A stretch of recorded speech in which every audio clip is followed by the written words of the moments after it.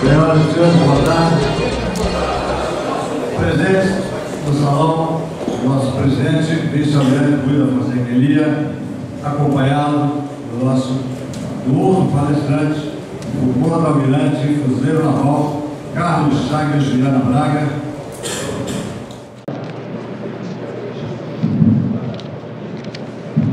Boa tarde a todos. Vamos dar início aos debates.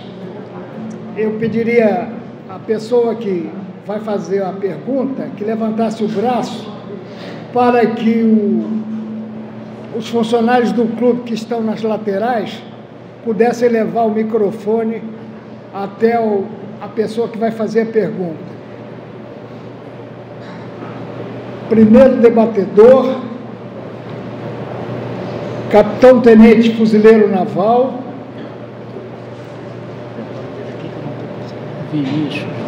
capitão-tenente Vinícius, capitão-tenente fuzileiro naval Vinícius. A pergunta é endereçada ao almirante Carlos Chagas. Fez a pergunta e foi embora? Vinícius. Fez a pergunta e foi embora? Deixou a pergunta e foi embora. Deixa o nome É Diego Vinícius da Trindade. Aspirante fuzileiro naval. Aspirante. Já promoveram você a capitão-tenente, olha a responsabilidade.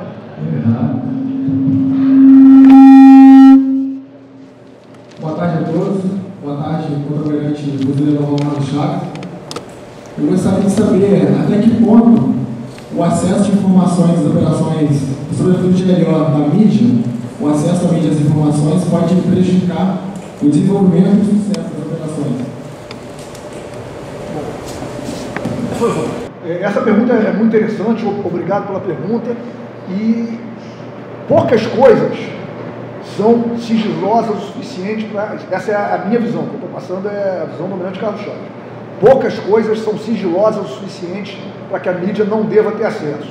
A maior parte das informações, eu diria 90%, são informações que pode e deve ser dado acesso à mídia, porque muitas vezes funciona até no efeito de suas ordens. Então, se a gente procurar preservar todas as informações, seguramente a gente não vai conseguir preservar aquelas que são as mais importantes.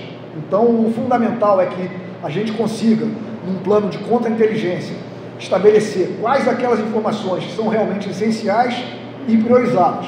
E, por outro lado, a gente dá as informações para a mídia que ela precisa do acesso. Como eu falei, a questão da comunicação social ela é vital para o sucesso da operação, principalmente num ambiente como esse, que é a mídia dita se nós estamos indo bem ou mal. A gente pode notar uma série de coisas que vão acontecendo em função do que a mídia tem pressionado ou não. Então é fundamental que desde muito cedo a gente tenha a confiança e o bom trato com a mídia. Não que isso vá garantir que não vai ter notícia ruim, que pode ter, ele é profissional do mesmo jeito, mas isso aí vai assegurar uma maior boa vontade e principalmente o profissional da mídia, o trabalho dele é ter notícia. Então ele tem que ter notícia. Se a gente não der a notícia, ele vai procurar. Então se a gente conseguir canalizar, passar as nossas informações, a nossa chance é maior de ter sucesso. Não sei se respondi, mas a questão é colocar no mínimo necessário o que é sigiloso. Sim, senhor. Muito obrigado. Próximo debatedor é o capitão-tenente Paulo França, capitão-tenente fuzileiro naval. A pergunta é endereçada ao almirante Elia. Boa tarde a todos. Almirante, a minha pergunta é relativa ao emprego excessivo das Forças Armadas em garantia da lei e da ordem, e ao mesmo tempo nós vemos movimentos muito contrários a isso. Classes políticas, entidades, e eu queria saber qual a opinião do senhor relativa a essa nossa situação, porque nos parece que é como se nós não estivéssemos sabendo o que fazer, e alguém precisa estar muito próximo a nós, fiscalizando o nosso trabalho, e ao mesmo tempo um posicionamento muito contrário no campo político e até mesmo no campo civil, de modo geral. Vamos lá. Eu procurei mostrar na minha apresentação que nós precisamos até criar esdrúxulamente, nós não, não fomos nós, Força Armada, foram os políticos do governo, uma força chamada Força Nacional de Segurança, e essa força seria, como existe os carabineiros, como existe a Gendarmeria Francesa, como existe a Guarda Nacional, como existe os carabinieri italianos, que são responsáveis pela segurança interna, pelo emprego das Forças Armadas em ações de não guerra. Isto no Brasil não foi cuidado. Na época aquela época terrível, né, de fascismo, que foi, de ditadura violenta, não sei o quê, havia a Inspetoria Geral de Polícia que fiscalizava as polícias militares. Eu me lembro que aqui no Rio, os comandantes, vou ter que fazer uma digressão de causas e consequências, é uma coisa mais complexa para a gente analisar. Eu tive no meu tempo de colégio militar, e depois já na escola naval, eu pude visualizar alguns ex-comandantes do colégio militar, como Maria Escudeira, General Fiuza, General Santa Rosa, eram comandantes das guerras. E ali se botava a voga que tem nas Forças Armadas com a mesma voga que tem a Guarda Nacional Americana, que tem o Carabinieri, até às vezes lá na Itália, que eu tive lá 2 anos no marido, os carabineiros são considerados uma elite até. A 4ª arma do Exército. Estudam 2 anos na Academia de Modena, que é a Academia Militar, e depois fazem mais 2 anos de Polícia Judiciária. Então, quando acabou e foi proclamada a democracia, houve assim, como se fosse uma reação ao que chamavam de os escombros da ditadura e outras coisas, tá? E passou-se a não dar importância às polícias pelas forças opressivas, que a democracia resolveu tudo, pelo direito, tá? O direito é muito bonito, mas não existe nenhuma norma jurídica que embaixo não tem uma sanção, né? Fazer isso assim, greve, né, dos militares, aquilo não é movimento de vista, passa-se por cima, dá-se um jeitinho brasileiro, chama-se aquilo de ilegalidade, vai para a Justiça do Trabalho, não existe isso, aquilo é motim, né? E punição até 8 anos.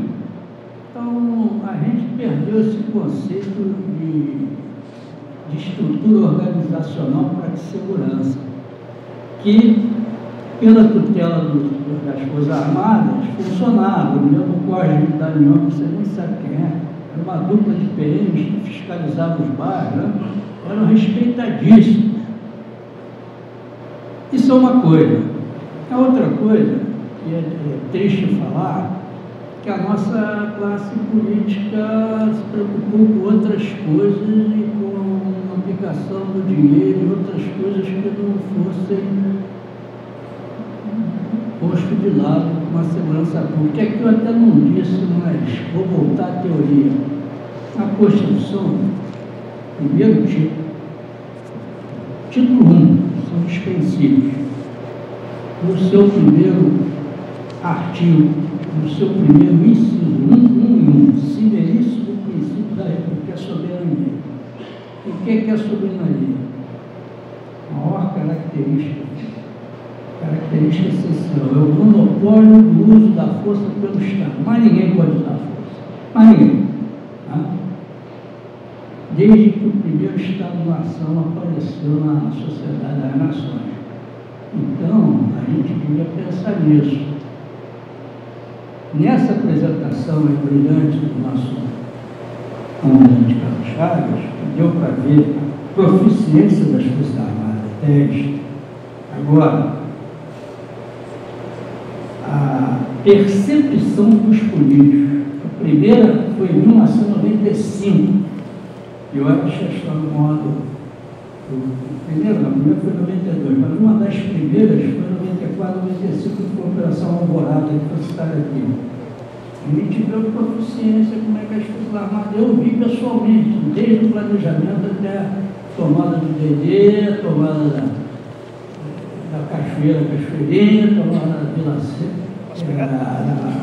Kelsey, a favela da Avenida Brasil Kelsey. E depois, será que não deu para perceber pela classe política que tem controle da agenda das políticas sociais, de segurança, econômica, até que aquilo ali tinha que ter um ataque um pouco diferente do que o uso banal das Forças Armadas para tudo? Até para evento, eu acho que não deve ter, não. Por que não criaram uns carabineiros aqui, já que não é a função do Exército, não precisa criar um ministério? Tivesse feito um país que tem exemplos, como os carabineiros, a Guarda Nacional Americana, que segura militarmente, né, organizadamente, mas algum político que obrigou, inclusive, a chamar o bandido de cidadão, que proibiu até de fazer incursões em áreas, comunidades, etc. Isso é uma coisa. E a outra foi o descaso pela administração pública visível. E se não fizer isso, chamar as Forças Armadas e ficar os papagaios da Rede Globo, da outra mídia, das meninas lá, poxa, até agora, hoje mesmo eu vi, até agora não houve resultado nenhum. Os resultados foi um mês, não vai resolver nada. Se degringolou em 20 anos. Tá? Então, esse é um dos motivos. Descaso, é difícil de apontar objetivamente o que tinha que ser feito. Investir dinheiro, em vez de colocar pessoas que não conhecem, botar pessoas, pode até chamar as Forças Armadas para organizar. Mas não é o objetivo primário das Forças Armadas fazer isso. São as polícias que foram enumeradas ali, exceto a Força Nacional de Segurança, que eu não considero polícia. E outra coisa, o nosso bom mocinho. Porque, para mim, por respeito à opinião, inclusive, do comandante Carlos Chaves, que foi muito bom não atirar, né, que o pessoal estava fugindo com a AK-47, que a Globo ia ficar triste, eu não penso assim. Desculpa, eu não penso assim. Microfone, helicóptero, atenção aí os fugitivo, ponham as armas no chão. Não colocaram dole uma, dole duas, dole três e abre fogo. Eu vou dar um exemplo. Uma vez, lá no primeiro distrito, eu era assistente do almirante Maximiano Fonseca. Depois, recebi alguns anos um alucinado quis passar ali vindo lá da 1º de março, passar para a rua Dom Gerardo e tinha uma barreira. Ele forçou a barra, discutiu com o fuzileiro naval e entrou no carro, passou por cima da barreira, apesar de não ser daqueles carros de combate que passa por cima de tudo, né? Ele passou. O naval mirou o fuzil lá, deu um tiro e matou. Tá? Aí foi aquela grita na mídia. O almirante Maximiano foi para a televisão e disse: eu mandei ele proceder assim. Estava escrito que poderia ter uma bomba para jogar dentro do comando do primeiro distrito naval. E não aconteceu nada. É preciso que a gente também tenha uma atitude, que olha que bandido armado, claro que se o bandido se entregou, botou a arma na cabeça, não vai dar um tiro letal mesmo. Agora ele, um fuzil, uma Glock de 9mm, estão usando. Eu vi aqui no início, era não, 38, foi 32, passou para 38, passou para carga dupla, passou para não sei o que, hoje é granada de mão. Então acho que também leniência das nossas autoridades responsáveis pela segurança. Então, esse conjunto de fatores é difícil, é uma análise complexa, mas eu acho que passa por aí. Né? Esvaziamento da PM, cada vez mais, que a Força Nacional de Segurança tentou esvaziar a PM, mas não consegue. Eu não conheço nenhum da Guarda Nacional, vai ter um que tenha sido morto. Da PM só esse ano foram 36. Então, com toda... Eu acho que é o seguinte, é que remilitarizar a PM. Vamos, como é que se diz? Desmilitarizar a polícia. Peraí, desmilitarizar a polícia ostensiva é militarizada mesmo, no mundo todo. A polícia judiciária é civil. Então, essas distorções, eu acho a mídia culpada, acho os políticos interessados em outros projetos pessoais é culpado, tá? E acho que a nossa própria bom mocismo de achar que matou bandido é do direito humano, e a turma do direito humano então nem se fala. Vou começar por, vou citar o nome aqui, mas a gente sabe quem são, tá? Quem são?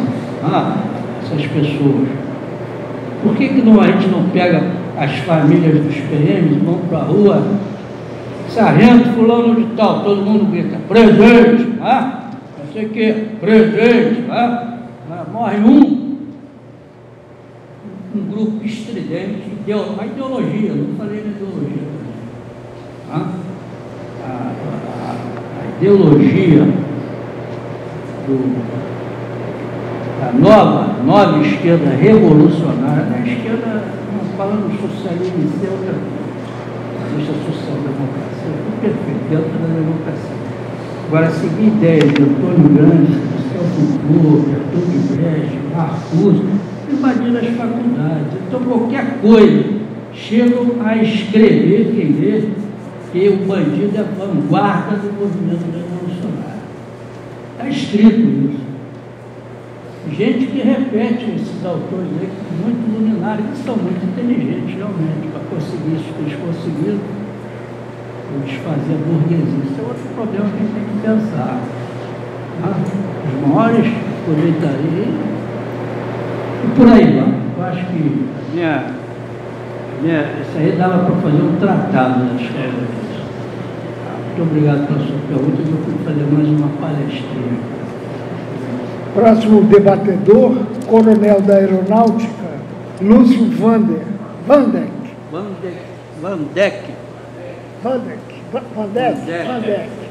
Lúcio Vandeck, a pergunta é endereçada ao almirante Carlos Chagas.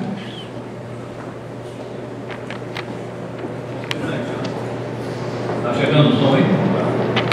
A pergunta é o seguinte: em relação a meios operacionais, materiais, armas, etc., como está o nosso corpo dos aeronavais comparando, não vamos comparar com os Estados Unidos, Rússia, China, Grã-Bretanha, não.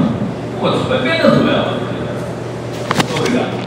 Bom, inicialmente agradeço muito a pergunta, fico numa situação bastante confortável aqui, tenho o comandante do material aqui na minha frente, Bezerros Navais, e atrás os meus capitães-tenentes do curso de aperfeiçoamento que não vão me deixar mentir. Então tem que se tratar com muita franqueza, como a gente sempre tem que tratar. Então, o primeiro passo, a Marinha tem equipado da melhor forma possível com os seus navais.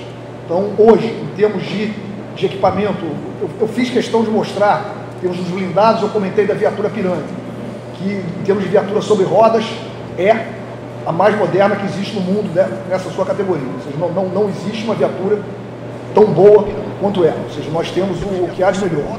O M113 foi todo modernizado, a gente tinha uma versão mais antiga, foi modernizado, repotencializado também.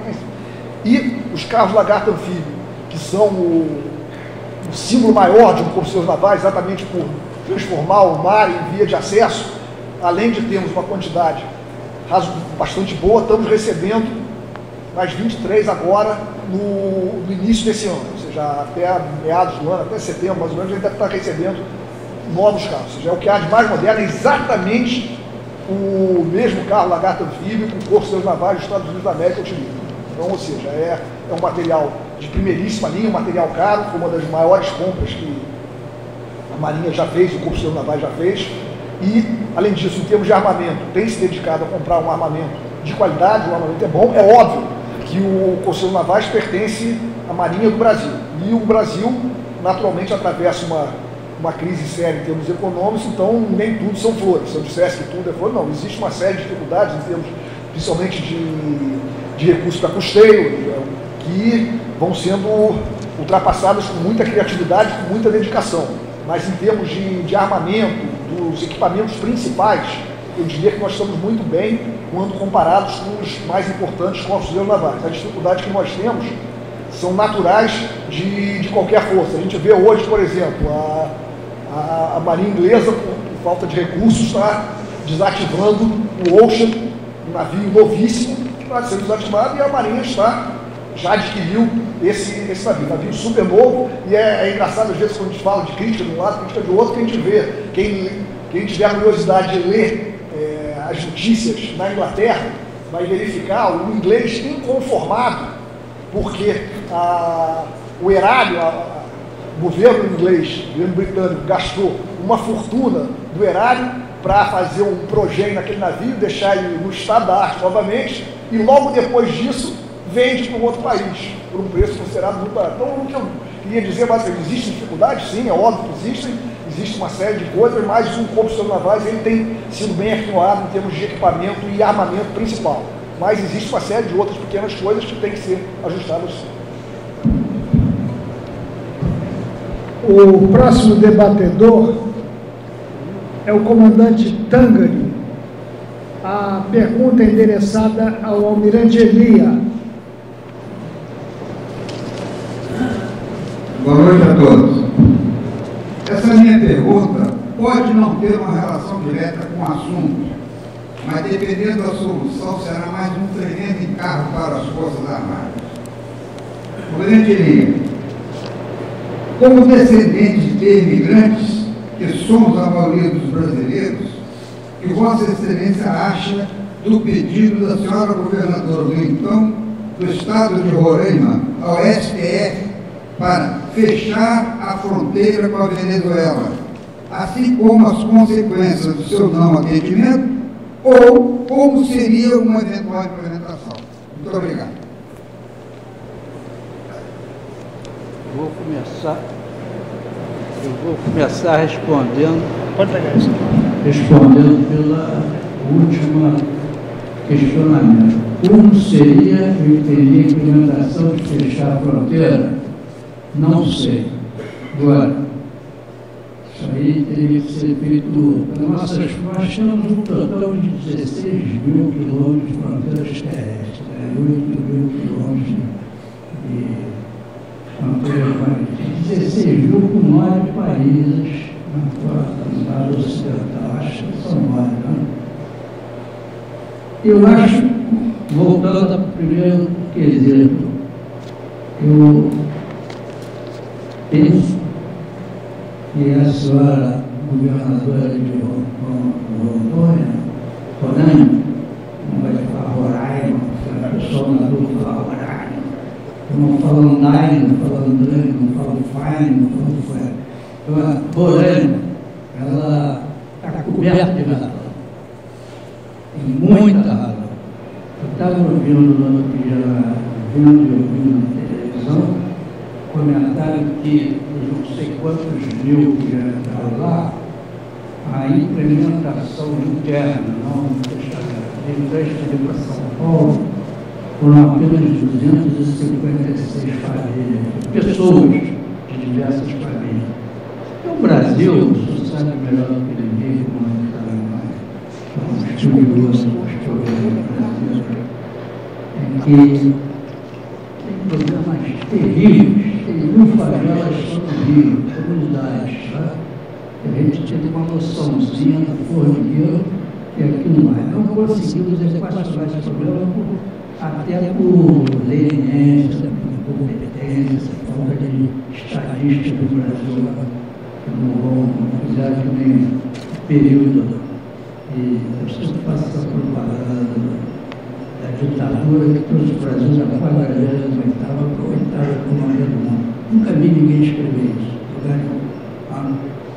Que deu emprego para milhares de pessoas. Nunca vi. Bom, como é que nós vamos agora ainda absorver o problema da Venezuela? Eu tenho pena daquele povo, que é uma tristeza incrível. Eu acho que ele tem que arrumar um jeito até de ajudar essa turma, mas se a gente abrir as fronteiras, eu acho que não pode, não. É triste, é duro. A gente tem que encontrar o meio de implementar, porque ela é cumprida e Roraima não tem os meios já. Aí, mais uma vez, aquela diferença entre Deus e as Forças Armadas. A gente só pensa em Deus e as Forças Armadas nas horas críticas, né? Tem que chamar as Forças Armadas para ajudar a resolver aquele problema. Sinceramente, eu não sei, eu acho que ela está cheia de razão.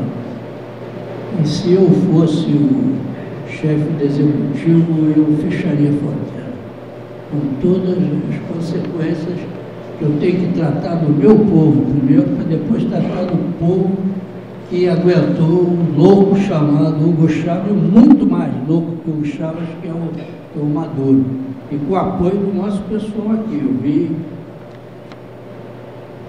gente, Marco Aurélio Garcia, fazer um discurso na televisão que o Hugo Chávez era um grande praça, usou até esse termo. Né? Olha o que ele fez. Agora o problema é para resolver são os venezuelanos.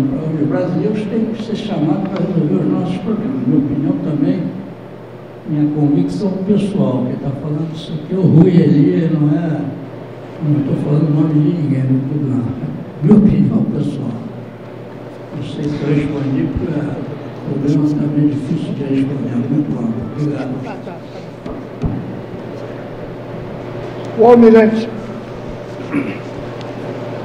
O almirante Carlos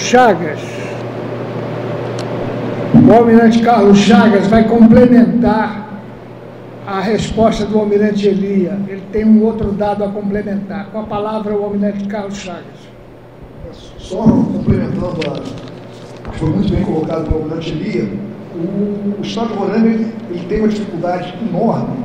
Eu não sei se todos se lembram, houve a demarcação de terras indígenas e existiam grandes agriculturas de arroz, uma série de coisas lá, que a decisão naquele momento foi que deveria ser demarcado e todos aqueles agricultores foram retirados de lá. Então o Estado hoje, a maior parte de suas terras férteis e tudo pertence a reservas indígenas realmente. Então as condições de subsistência de Roraima hoje são muito difíceis. Então Roraima não tem condições hoje de arcar com essa quantidade de gente que está entrando. Talvez em outras condições, com lavouras de arroz, uma série de coisas, poderia comportar essa mão de obra, mas hoje efetivamente não tem. Então a preocupação da governadora ela realmente é importante, tem que ser levada em conta, porque a situação do Estado sozinho ele não tem condições, ele já tem muita dificuldade em se manter sem o problema da imigração. Com o problema da imigração, a situação pode virar de uma crise sem solução.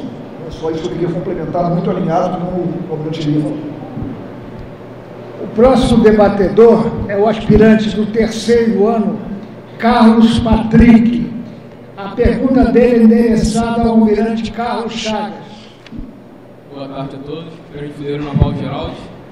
Boa tarde, senhor contra-almirante Carlos Chagas. Gostaria de saber quais são os procedimentos adotados pelo Corpo de Fundeiros Navais e pelas Forças Armadas em geral para conquistar a confiança da população durante as operações de terreno, para que ela possa, dessa forma, contribuir com o nosso trabalho. Carlos Patrick, muito obrigado pela sua pergunta. É bastante interessante e bastante oportuna. A primeira coisa que eu tenho que dizer para você é que não existe uma receita de bolo. Esse é o primeiro aspecto. Até porque cada tipo de operação vai demandar algum tipo de medida de crescimento de confiança, de construção de confiança.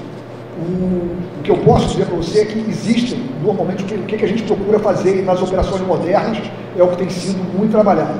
É a questão das sessões de assuntos civis, onde especialistas na área tentam entender quais são os principais anseios daquela população, a parte de operações civis militares que integram a parte de ajuda humanitária com a parte de operações, e hoje uma coisa que está muito em voga, que são as chamadas operações de informação, que é exatamente no sentido de construir a confiança nas populações amigas e dissuadir ações hostis. Então isso é um trabalho que tem que ser feito de forma integrada. Cada operação ela vai ter que funcionar de uma forma, ou seja, se você tem uma operação de longa duração, como no caso do Haiti, que não é uma operação de garantia da lei e da ordem, é uma operação de emprego limitado da força. Você tem que montar uma estratégia de longo prazo, com projetos de impacto rápido, com algumas ajudas humanitárias em parceria com organizações de ajuda humanitária, uma série de coisas que podem ser feitas no sentido de verificar. O primeiro passo de todos esses é exatamente trabalhar naquilo que é chamado modernamente do human terrain, que é o terreno humano. É um termo moderno nas operações militares que diz exatamente entender com o que nós estamos trabalhando, qual é o tipo de terreno humano, o que aquela cultura diz, o que aquelas pessoas precisam. Isso que é o mais importante entender, e de posse desse entendimento, aí sim a gente coloca a parte da construção de confiança. Mas o fato mais importante disso tudo, no trato da população, é não mentir jamais, é tratar com sinceridade, de forma muito clara, aquilo que vai estar acontecendo e não procurar assumir um compromisso que a gente sabe que não poderá cumprir, ou seja, só assumir compromissos que são sérios e entender aquela dificuldade. Trabalhar junto às lideranças, são só alguns exemplos que a gente pode ter, mas cada caso vai ter uma situação diferente. Muito obrigado pela pergunta. O próximo debatedor é o aspirante Fintelman. A pergunta é endereçada ao almirante Elia.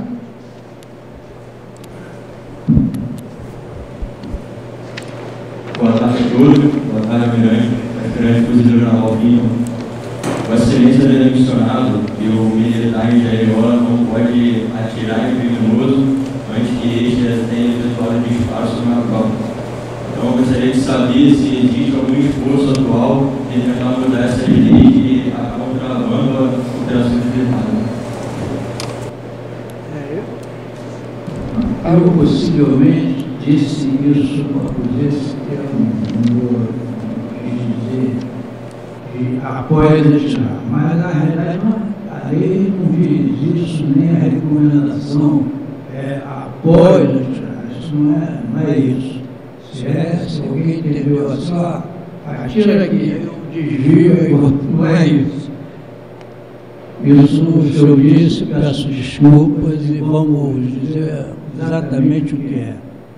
O conceito que não está escrito de legítima defesa está sendo interpretado não só pela mídia, pelas associações nacionais e internacionais de direitos humanos, que estão na mídia, grande parte dos nossos advogados, eles não gostam de falar essa palavra, mas eu vou tudo operadores do direito, Conselho Federal da Lei, fala-se muito nos autos de resistência, que é quando você vai prender e o criminoso reage, né? Nós matamos, a polícia mata demais, eu acho que não mata demais, ela morre demais. Então, é contrário dos anglo-saxônicos, dos germânicos, né? Todos eles, os eslavos, então, chineses, diferente, quem morre é o bandido. Mas não é esse o conceito de se esperar tirar, mas é um conceito subjetivo perigoso. Quando ele estiver ameaçando você, e qual é a ameaça? Para o norte-americano, basta ele estar com uma arma de fogo na cintura e mandar botar a mão na cabeça e não botar, já está te ameaçando. É muito comum, eu não morei nos Estados Unidos, mas estive lá algumas vezes e eu vi relatos. Se você vai a alta velocidade na estrada e a polícia percebe, né, com aquela sirene vermelha atrás de você encosta, a primeira coisa que ele manda você fazer é botar a mão no capô. E te revista. Se você estiver armado, ele te desarma. Qualquer movimento dele, não precisa tirar não. Em direção à arma, leva uma bala. Porque ele não vai, como polícia, se arriscar a morrer na mão de um bandido. Então, não existe lei para fazer isso. Vai matar no momento em que ele apontar, nunca vai existir essa lei. A lei já existe.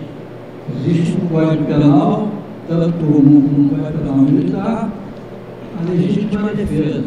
Está escrito lá, causa de esconderijo de crime. Isso é muito usado. Agora, evidentemente, se você estiver massacrando uma pessoa que está rendida, se tiver prova disso, quem fez isso deve ser punido também na lei.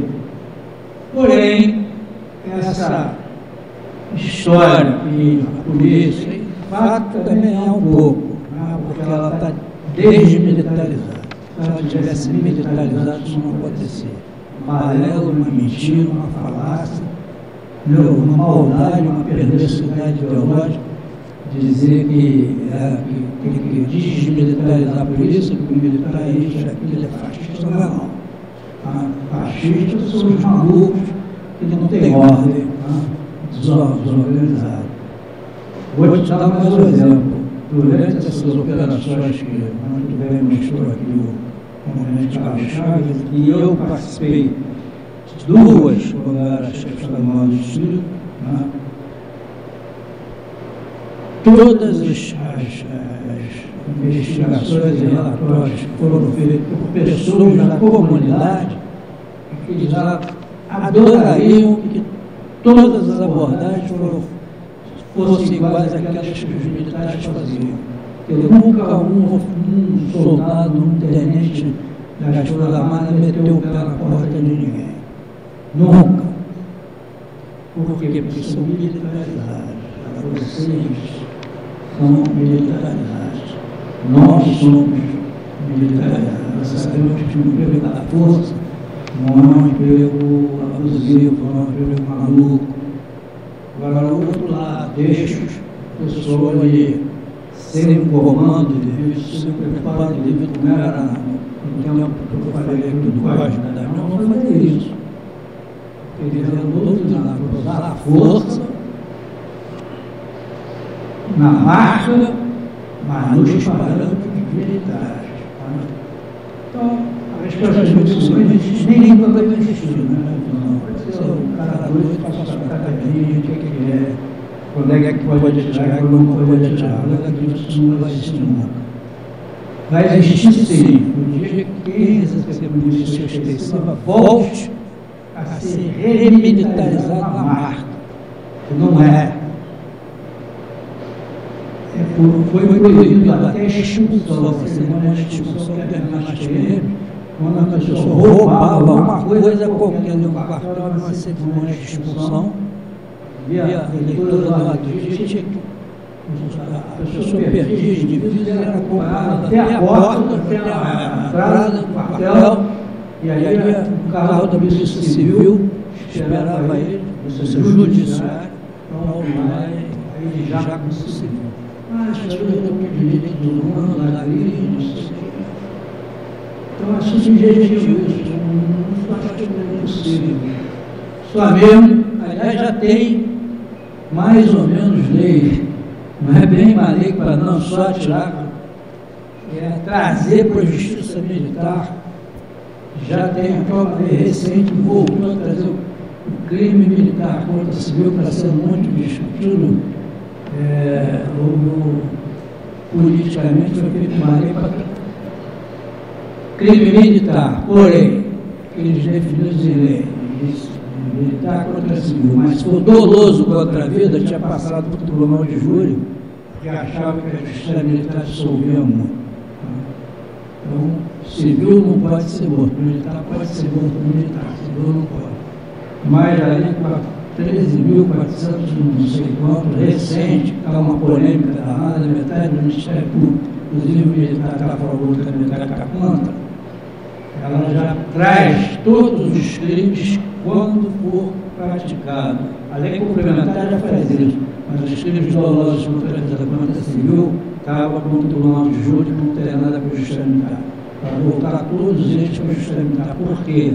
É uma justiça que conhece o problema melhor e não condena o policial por qualquer coisa dessa não. Na dúvida para o réu, exceto o militar. Não é? O princípio geral do direito, se tem dúvida, se prova para o réu.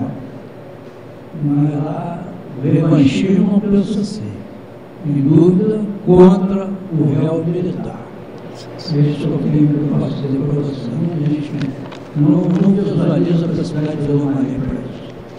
Muito obrigado por pergunta, tem tudo a ver com o que está acontecendo.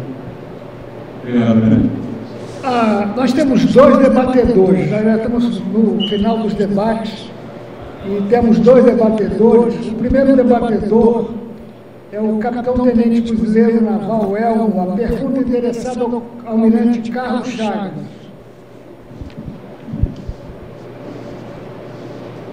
Boa noite. Nós temos percebido que hoje em dia as Forças Armadas são empregadas nas operações de garantia da ordem e elas trazem a solução temporária para o problema. Gostaria de perguntar ao senhor, uma análise pessoal do senhor, quais seriam as soluções que pudessem minimizar o problema de segurança pública no Rio de Janeiro a médio e a longo prazo, tendo em vista a larga experiência que o senhor teve em operações dessa categoria? Bom, eu vou pegar uma carona na resposta do almirante Elia, que um dos pedaços da resposta passa exatamente por alguma das coisas que ele comentou. Realmente a garantia da lei da ordem, ela é até por definição uma ação temporária. Por definição ela é para ser temporária e, como a gente viu, ela começa num determinado período e termina no outro. Pode demorar um pouco mais, um pouco menos, mas ela, por definição, é temporária. Ela não pode se perenizar, até porque seria um desvio sério das Forças Armadas, cuja missão principal é a defesa da paz. Então, dito isso, uma das coisas que pode, porque não existe uma solução fixa, uma das coisas que pode contribuir é a própria intervenção federal que está acontecendo no momento. Ou seja, ela passa obrigatoriamente por uma reestruturação das polícias. Essa remilitarização, como muito bem disse o almirante Elia, ela é um aspecto muito importante, porque é uma das formas de se garantir uma estrutura melhor, passa por aumentar a quantidade de policiais disponíveis no Rio de Janeiro. Nos últimos 10 anos houve uma redução grande da quantidade de quadros na Polícia Militar, alguns anos que não tem nem sequer concurso para a Polícia Militar. E uma das chaves do assunto, ou seja, como eu falei, um plano de segurança, seja para qualquer coisa, ele tem que atuar em 3 eixos principais. Até me dá uma chance de ampliar um pouco o que eu falei muito brevemente no final da minha apresentação. Ele passa obrigatoriamente por 3 eixos principais.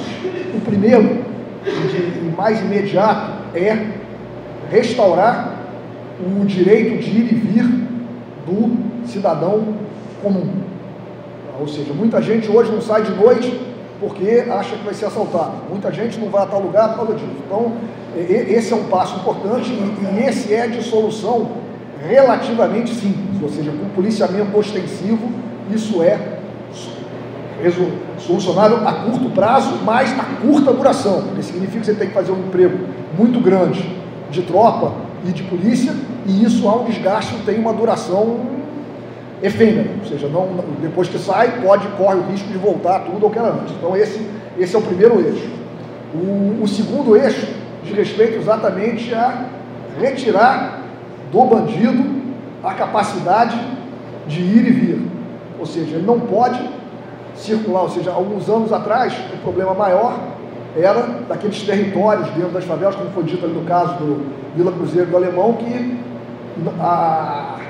o governo tinha perdido o monopólio do uso da força dentro daquelas comunidades. Então, isso é uma questão importante. E, a partir do momento, ele acabou perdendo o monopólio do uso da força também fora da comunidade. Ou seja, a situação piorou em relação ao que era antes. Então, o segundo passo é realmente tirar a tranquilidade do marginal de ir e vir. Isso tudo se soluciona temporariamente com o policiamento ostensivo, e aí o mais importante é construir uma inteligência e uma reestruturação de tal modo que se tenha acesso a exatamente o que está acontecendo e consiga se atuar nas bases. A gente pode falar um monte de coisa, problema de situação econômica, desenvolvimento social, essas coisas todas são muito, muito bonitas, muito importantes, mas não é a solução para o problema que se vive. A solução está realmente numa estratégia de segurança mais centrada, mais aguerrida e focando nos problemas principais. Eu acho que é só com isso que se pode construir um quadro melhor. O almirante Elia vai fazer uma complementação do que foi dito até agora. Apenas essa parte que o almirante Carlos Chagas falou é importantíssima, a gente já deixou implícito aqui que não tem a menor sombra de dúvida a situação da polícia, a organização, eu até como a remilitarização da polícia militar, que hoje ela está mais próxima a bando armado do que militarizado. Até um filósofo francês que diz isso: um grupo armado ou uma força armada sem hierarquia e disciplina é mais perigosa aos própria nação amiga do que os inimigos, porque vira bando armado. Então, isso é uma coisa que bem. Mas eu acho que o nosso colega, como é seu nome? Neves. Também estava querendo se referir a essa parte social, não sei, ou era só a parte militar. O que eu vou dizer, eu acho que eu vejo esse problema o seguinte: nós estamos aqui, quantos anos da Constituição de 88? 88 mais 2000, 80, né? 30 anos de governos ditos populares, sociais, democratas sociais, trabalhistas, nominalmente.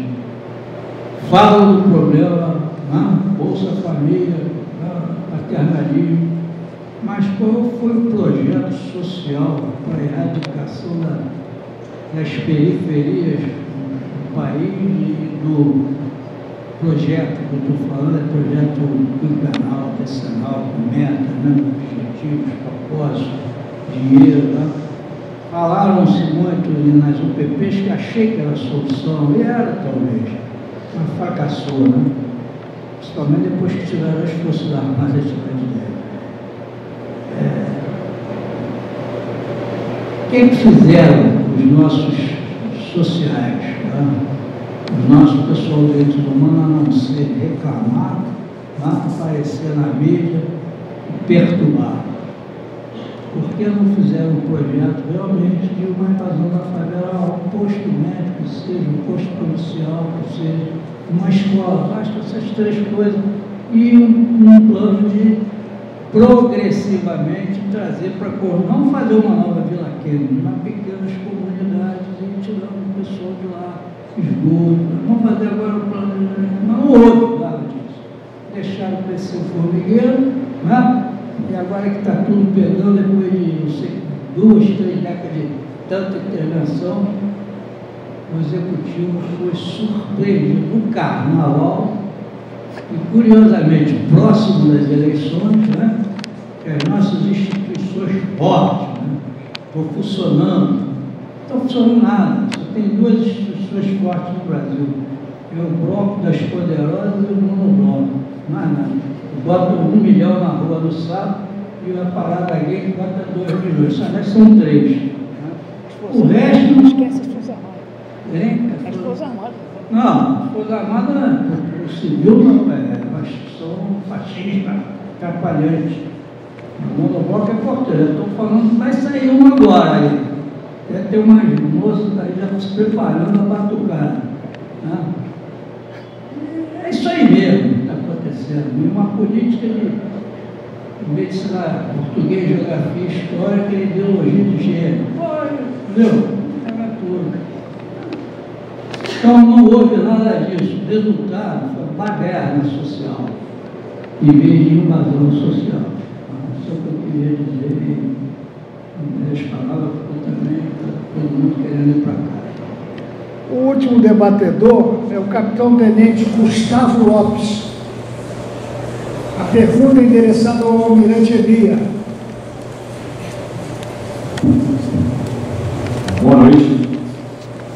Conforme foi debatido hoje sobre o tema de LO, o emprego das Forças Armadas tem sido recorrente desde a promulgação da Constituição Federal de 1988.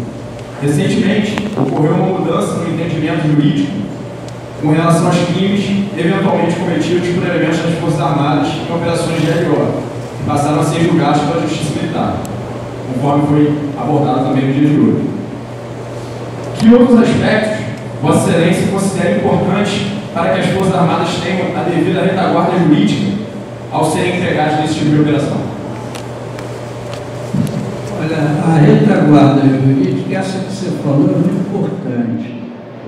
Mas se a lei, conforme eu tentei demonstrar e fosse cumprida, a retaguarda jurídica já teria. Porque a própria lei complementar, 97 e 98, com duas emendas que ela teve, uma em 2004, outra, se não me engano, em 2012, 10 ou 12, já colocou que não só intervenção federal com qualquer operação de garantia da lei da ordem, mesmo essas que são feitas por parceria, convênio, absurdo de vídeo, mesmo essas, né?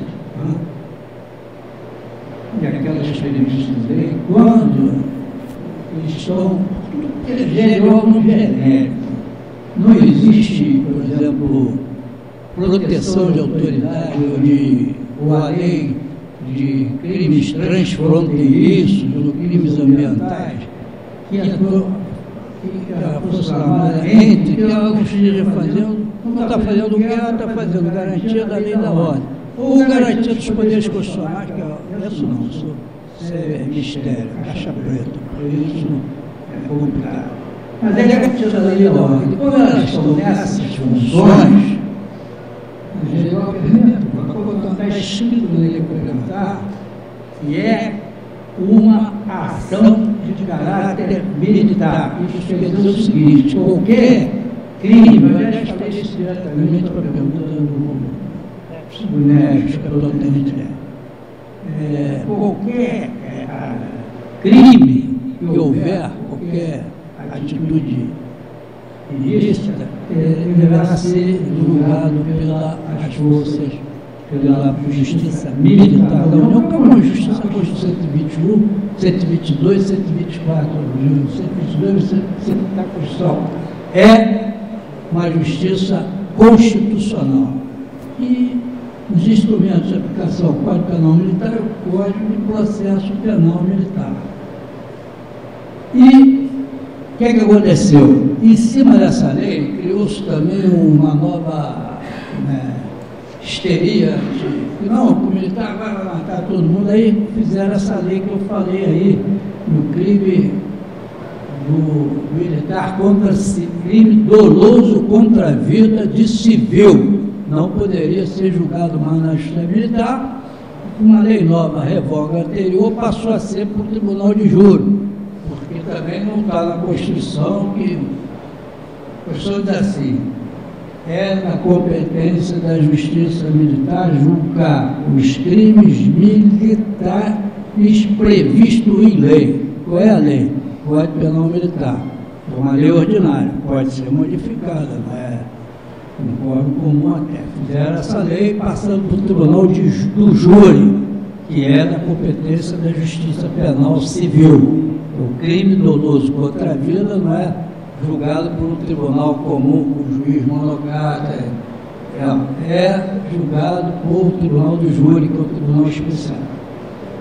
Mas com essa possibilidade de intervenção com esse descalabro que chegou à segurança pública, que para mim já é questão de soberania, não tem nem dúvida disso. Tá? Perdeu uma plataforma, a coisa toda, perdeu o território, outro Estado, dentro do Estado, o ministro da Defesa até já disse isso. Fizeram uma lei agora bem recente, está na série das leis, lei 13.000 não sei o quê, que volta. Isso aí está dando uma grande discussão, ainda tem que, eu confesso que ainda não aprofundei a discussão, mas voltou para a Justiça Militar.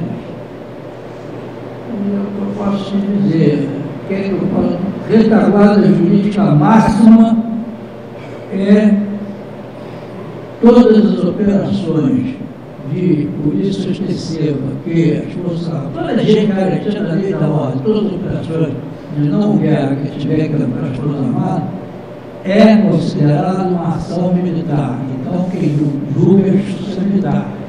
E sem a menor sombra de dúvida, vai fazer uma justiça muito mais, um direito não há necessidade, mas do jeito que tem que ser, como vou dizer, com muito mais segurança jurídica, muito mais jurisprudência e, na dúvida, pro réu, sem prova, não vou condenar militar.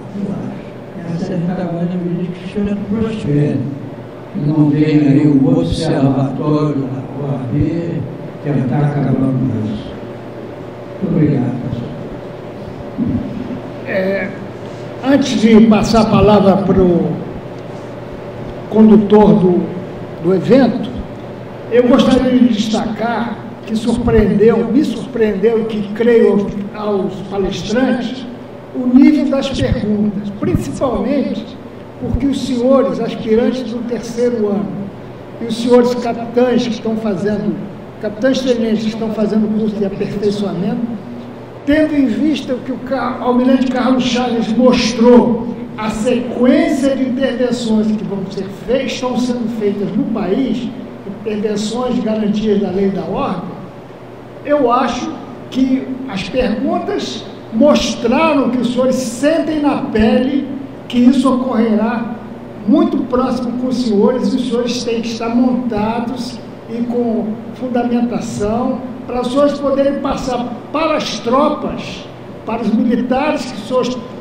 terão que liderar e comandar e liderar, os senhores passarem a confiança que só vem do conhecimento do problema como um todo, das possibilidades e das limitações que os senhores têm.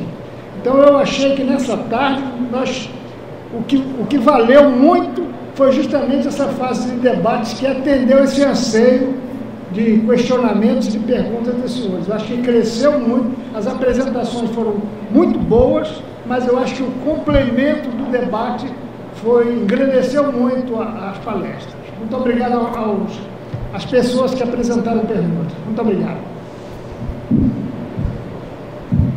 Encerrada a fase de debate, convidamos o almirante Elias, o presidente do Grupo Naval, para o encerramento do evento.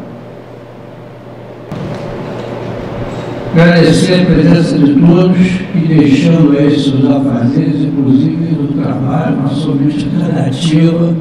Nós da reserva temos realmente um pouco mais de tempo, um pouco mais demais. Senhores, um dia vamos agradecer a todos sem exceção, a jovem guarda da Marinha Mercante, né? Que foi a razão também de ser das Marinhas de Guerra. No passado, a Marinha de Guerra nasceu depois do Mercante, para proteger a Marinha Mercante. Foram as primeiras vítimas nossas na Segunda Guerra Mundial. Depois que a Marinha entrou no cenário, mais nenhum navio mercante foi rápido. Foram aqueles que tiveram se desfungos. Então, é uma carreira brilhante, que tem tudo a ver com a nossa Marinha. Muito obrigado aí ao presidente do Almirante de Sertã, e ao nosso comandante Ciache, que trouxe as suas análises. As senhoras também sempre dão aquele colorido especial a tudo na vida nossa, desde a família, com a nossa vida social. E a todos os senhores, indiscriminadamente, que tiveram.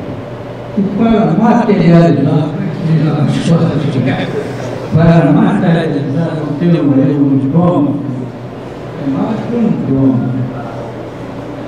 Passar o nosso convidado aqui, o almirante Carlos Chagas, prominente comandante do SEASC, e também um brasão.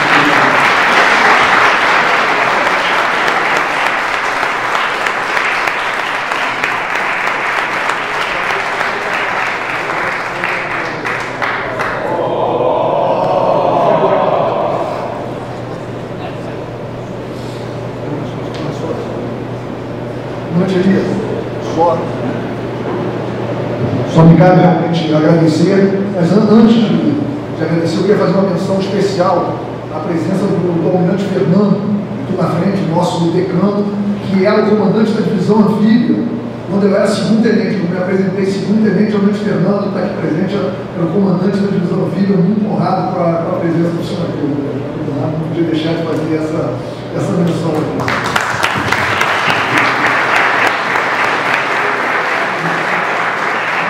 Mais uma vez, muito obrigado pelo trabalho, muito obrigado a todos, uma alegria muito grande estar mais uma vez aqui. Muito obrigado pelo convite. Rádio Somos.